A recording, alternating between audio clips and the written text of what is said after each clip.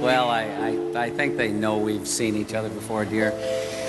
Why don't you just take a couple of deep breaths and try and relax and pretend you're in Lamaze class. Some love stories don't end with a clean break. They shift shape, they linger, and they quietly change everything that comes after. And for Don Johnson, one woman still casts a long shadow. It's not the relationship that lasted the longest. It's the one that slipped away.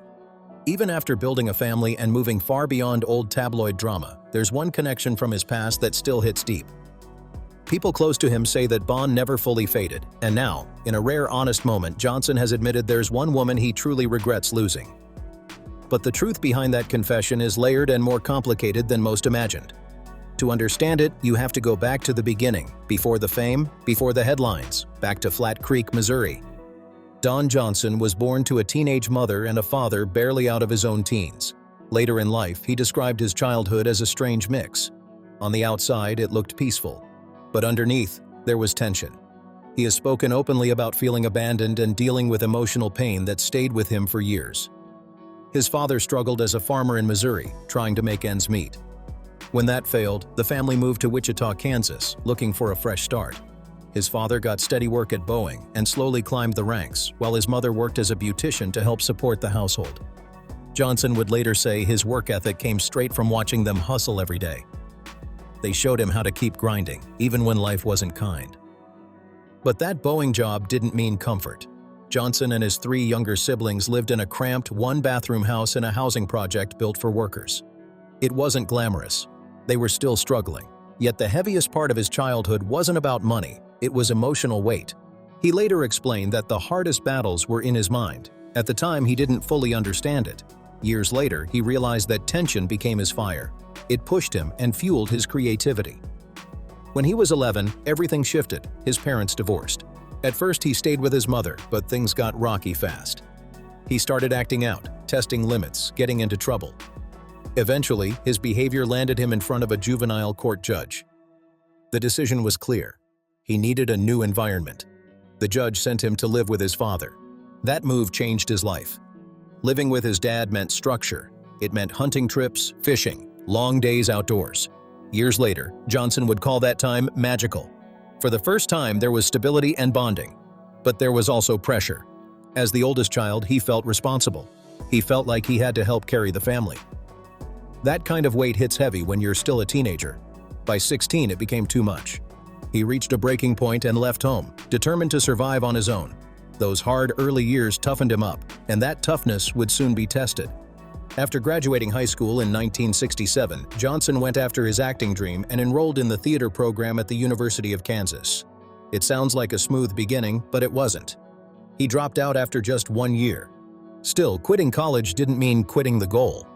He packed up and moved west to San Francisco to study at the American Conservatory Theater. That decision brought him closer to Los Angeles and closer to opportunity. Soon, that gamble paid off. In 1970, Johnson landed his first film role in The Magic Garden of Stanley Sweetheart. It felt huge. The movie was produced by Martin Pohl, an Academy Award nominee. For a young actor chasing validation, that credit meant everything. For a moment, he believed he had made it, but that high didn't last. Reality hit fast. Hollywood isn't kind to newcomers, and cracking the door open doesn't mean you're inside. Johnson kept working in films like Zachariah, The Herod Experiment, and Return to Macon County. On paper, it looked like progress. In truth, stardom stayed out of reach. He was busy, but stuck. Projects came and went without much impact. The breakout role he imagined never showed up. It was grind mode without reward. Still, one of those films would change his life, not because of box office numbers, but because of who he met. While working on The Herod Experiment, Johnson met Melanie Griffith, the daughter of his co-star Tippi Hedren.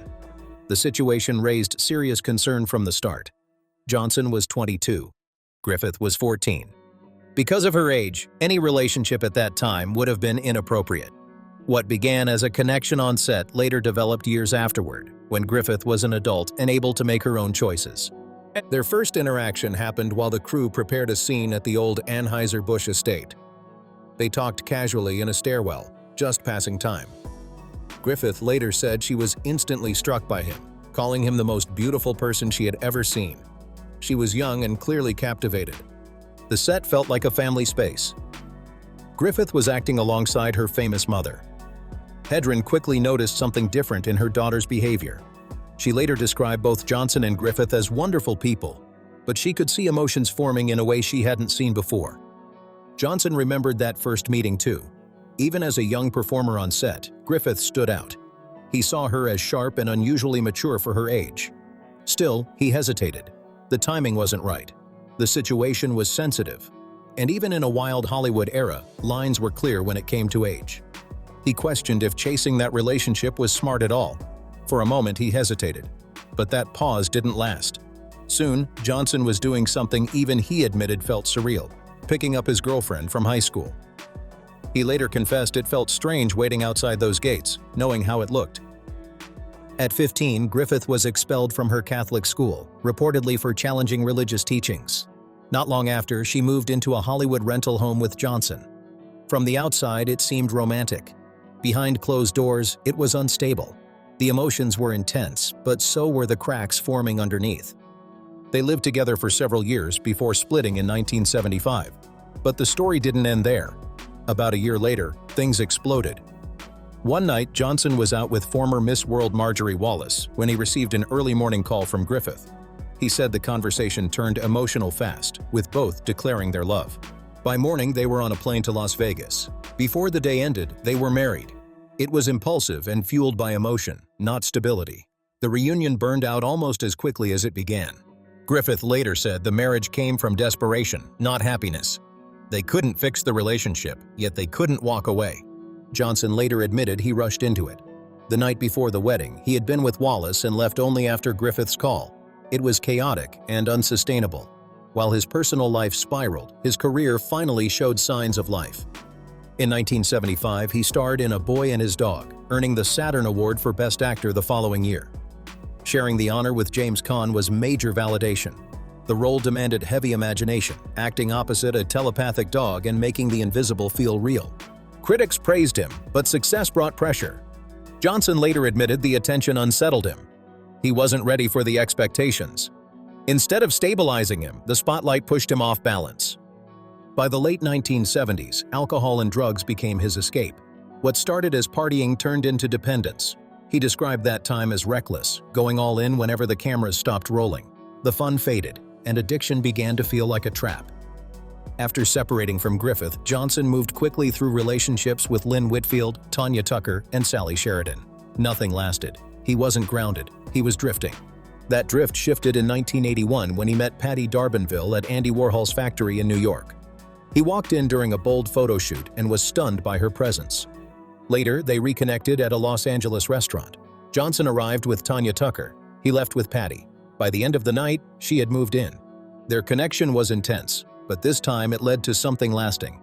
Patty became pregnant with his first child, Jesse. She chose to keep the baby. They didn't legally marry, but becoming a father forced Johnson to confront himself. He was still battling addiction, and the strain nearly ended the relationship. Patty later described him as talented but completely out of control. Just before she walked away, Johnson admitted he needed help. He committed to change. He entered rehab and, with determination, broke his habits in 45 days. It felt like a miracle. But sobriety didn't revive his fading career. Auditions came and went. Casting directors no longer saw him as a leading man. By the early 1980s, his award felt like distant history. He worked in television, but nothing truly landed. Then 1984 changed everything. Johnson landed the role of Sonny Crockett on Miami Vice. Ironically, he almost passed on the audition because he was out sail fishing in Florida. At first, he refused to leave the water. After heated talks with his agent, he agreed to go. That decision saved his career. NBC already knew him from several failed pilots. Those projects didn't succeed, but they introduced him to executive Brandon Tartikoff, who remembered him when casting began. Once Miami Vice aired, Johnson didn't just become a star, he became an icon of the decade. The show's style stood out, and much of it came from him. The constant stubble suggested a man always undercover. The pastel t-shirts, rolled-sleeve blazers, and sockless loafers became his signature look. The same actor who once feared being forgotten was suddenly everywhere. The comeback wasn't quiet. It was bold, flashy, and impossible to ignore. What looked like high fashion was actually practical. The blazer covered a holster. The missing socks were just survival in the Miami heat. Still, the style exploded. Men everywhere copied the pastel jackets and stubble. Almost overnight, Johnson's fame went global. Critics praised his cool confidence, and he became the face of 1980s swagger. But success didn't make him relax. He knew fame could vanish fast. Johnson trained hard, cleaned up his diet, and shaped Sonny Crockett's image himself. Off camera, he was just as intense. He lived on impulse, trusting instinct over plans. He once flew to Mexico on a whim just for authentic food. That restless drive spilled into music. In 1986, at the peak of Miami Vice, he released his album Heartbeat and even performed a song on the show. As always, his love life stayed complicated. In 1987, at a Christmas party packed with Hollywood royalty, Johnson met Barbra Streisand. The spark was instant. Within a month, they went public. At a heavyweight boxing match, not a red carpet. It was bold and unexpected. They were both powerful stars with strong personalities. Critics predicted disaster, calling them two massive egos in one room. Still, Streisand stood by him. She defended him, dismissed criticism about his past, and tried to match his fast lifestyle. For once, Johnson had someone influential in his corner. But history repeated itself. While helping Melanie Griffith enter rehab, Johnson reconnected with her. That meeting reopened old emotions. Griffith, fresh off Working Girl, was facing personal struggles as her marriage ended. Once she was free, she and Johnson decided to try again. They believed their bond had never truly broken. His relationship with Streisand ended in under a year. Johnson later spoke respectfully about her, saying she challenged him intellectually. But his heart had already shifted. By early 1989, Johnson and Griffith were giving love another shot. And for the second time, they got married. The ceremony was small and hopeful. They both wore white, and guests said they looked genuinely happy. They believed time apart had changed them. No matter how far they drifted, they stayed connected. This reunion felt like destiny, not drama. For Griffith, he had been her first great love. For a while, it worked. Both were sober and focused. They stepped back from non-stop Hollywood life, splitting time between Miami and Aspen before settling in Aspen. The party years faded. Mornings meant jogging or golfing, not recovering from excess. Charity events replaced wild nights. Just before the wedding, they shared bigger news. They were expecting a child. Later in 1989, their daughter Dakota Johnson was born. No one knew she would one day become a star herself. For them, her arrival felt like proof they had survived their worst chapters. Johnson embraced fatherhood again, saying life felt clearer when sober. Griffith's mother, Tippi Hedren, said her daughter seemed happier than ever. Dakota was born October 4, 1989, one of the most important years of Johnson's life. But professionally, change was coming. After years as Sonny Crockett, Johnson felt drained. By 1989, he believed there was nowhere left to take the character. He stepped away from Miami Vice, even though it made him an icon. The problem? Sonny Crockett didn't leave him. As Johnson tried to separate from the image, his real life mirrored the excess. He spent heavily on boats, cars, luxury homes, a jet, and a ranch. From the outside, it screamed success. Inside, he felt empty. He later admitted the spending was a distraction from feelings he didn't know how to face. Sobriety wasn't a straight road. Over time, he slipped back into old habits, battling alcohol and drugs again. He described those periods as some of his darkest. Still, one thing stayed steady: his professionalism. On the set of Harley-Davidson and the Marlboro Man in 1991, when Mickey Rourke missed a test, Johnson handled it calmly. They ended up building a solid working relationship. He and Griffith also worked together in Paradise, 1991, and Born Yesterday, 1993. Johnson later said it felt ideal, working side by side and going home together. For a moment, it seemed balanced. But slowly, cracks returned. Over time, they grew in different directions. The passion that once pulled them back together started fading. Fans thought it was just another rough patch. It wasn't. By 1994, the strain was clear. Johnson entered rehab again, battling alcohol and prescription drugs. Griffith also admitted to her own relapse. Rumors spread about Johnson fathering a child outside the marriage. A messy radio interview added more attention. Griffith filed for divorce in 1994. Though they paused briefly, the marriage officially ended in 1996. She later admitted he could be difficult, but said letting go wasn't easy. They weren't enemies. They had simply changed. Even after the second divorce, Johnson said they would always be connected through Dakota. The romance ended, but the bond remained. In 1999, Johnson met Kelly Flagger, a schoolteacher far removed from Hollywood. She wasn't part of celebrity culture, and that was exactly what he needed. They married on April 29, 1999. This wasn't just another wedding, it was a reset. The heavy drinking stopped. The fleet of flashy cars disappeared. Johnson later described his change as spiritual, a result of years of mistakes and hard lessons finally leading somewhere meaningful. With Kelly, he built a steady life. They had 3 children together, and this time he was fully present. Being a father mattered more than being a leading man. He reconnected deeply with his older children, Jesse and Dakota. Watching Dakota build her own career filled him with pride, not just because she was famous, but because she seemed fulfilled. Years later, reports, especially from In Touch, suggested Johnson and Griffith had grown close again. Not romantically. Johnson has remained committed to Kelly since 1999. But those close to them say his affection for Melanie never disappeared. At the center of it all is Dakota. Both parents are proud of her, and that shared pride keeps them connected. They've reportedly spent time together at Dakota's Malibu home during family gatherings, keeping things calm and focused on family. Johnson has also stayed close to Tippi Hedren. He once posted a photo with the 94-year-old star, calling her his beautiful co-star. The message was simple: family ties still matter. Friends say Johnson has always felt protective of Griffith, especially during her health struggles. She underwent surgery for skin cancer in 2009 and later procedures to remove additional cancer from her face. She has also spoken openly about living with epilepsy, a condition that went undiagnosed for years.